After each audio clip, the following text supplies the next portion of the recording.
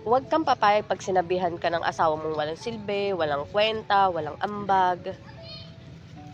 I just wanna remind you guys, doon pa lang sa pagle-labor, sa panganganak, katakot-takot na sakripisyo na yung ibinibigay namin. Sabi nga nila kapag nanganganak ka na sa kabilang hukay yung paa mo. Totoo yan. Lalo na kung naranasan mo.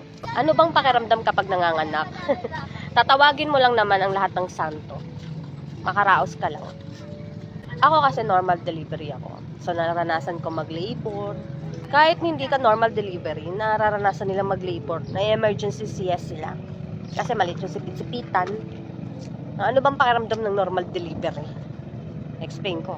Doon pa lang sa pagle-labor, ang sakit-sakit ng tiyan mo, parang lalabas na mismo sa tiyan mo yung bata eh. Na may kung anong halimaw doon sa loob kasi sobrang sakit.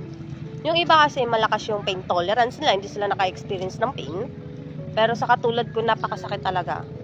Lalo na kung wala kang pera, doon ka lang sa public hospital. Para kang karning baboy doon na nakahiga, na nakabuka ka. No, wala ka nang pakialam kasi ang nasa isip mo, makaraos ka na, manganak ka na, kasi sobrang sakit. Hindi pa doon natatapos yung sakit ha. After mo ilabas yung bata, i-IE ka ngayon.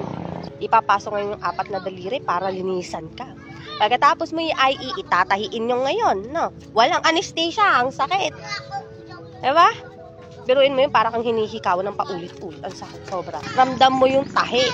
Hindi pa doon natatapos, ano? I-IE ka ngayon pagkatapos kang tahiin. Biruin mo yun, tinahi na, dudukutin uli. Kasi i-check kung tama yung tahi, baka may natahing laman sa loob. Ganon kami nagsakripisyo. Tapos sasabihin mo, wala kaming kwenta.